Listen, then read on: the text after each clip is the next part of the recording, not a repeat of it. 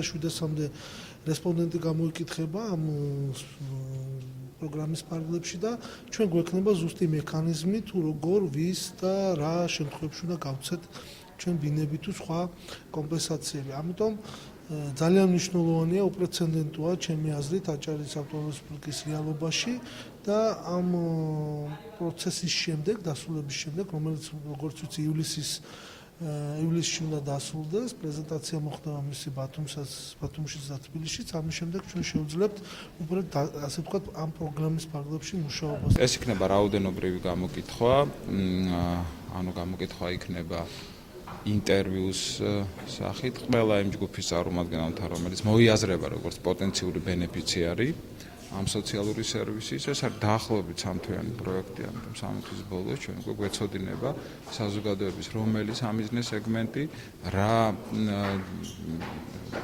სეგმენტს რა დამოკიდებულებები გააჩნია და როგორ პასუხობს აჭარის მთავრობა ამ დამოკიდებულებებს.